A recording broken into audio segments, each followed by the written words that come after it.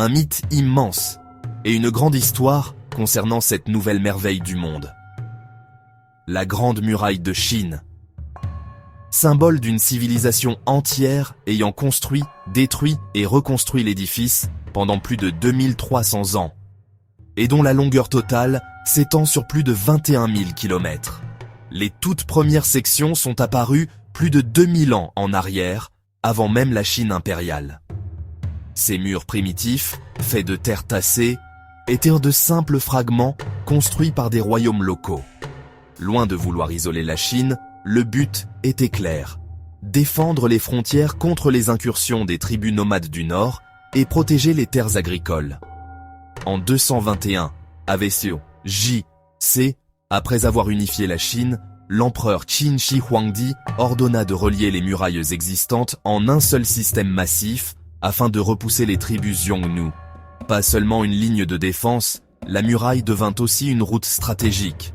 Sous les Han, c'était le point de départ de la route de la soie et un symbole de commerce et de pouvoir.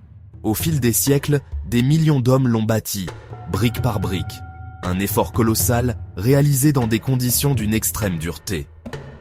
De sa création jusqu'au XIVe siècle, l'histoire de la muraille est celle d'une fluctuation constante, tantôt frontière militaire active, tantôt victime de l'abandon, et nécessitant d'incessantes reconstructions. Pendant le Moyen Âge, les dynasties privilégiaient le commerce et les alliances plutôt que la défense murale. La muraille se dégrade et contournée, éprouvant que la défense n'était pas totale. Après la chute des Mongols, la dynastie Ming lança la plus grande reconstruction. Cette dynastie a érigé la majorité des murs solides. Le rôle militaire s'achève entre le XVIIe et le XXe siècle. Après que les Mandchous eurent contourné le mur en 1644, la nouvelle dynastie Qing refuse d'en assumer l'entretien et la Grande Muraille cesse définitivement d'être une frontière défensive.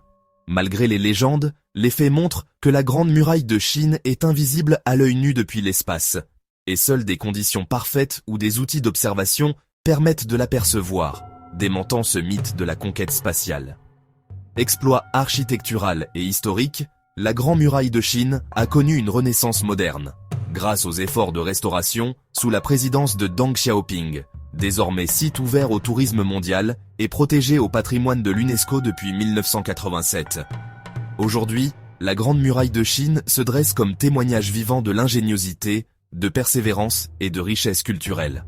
La Grande Muraille de Chine, c'est une histoire colossale continuant de s'écrire.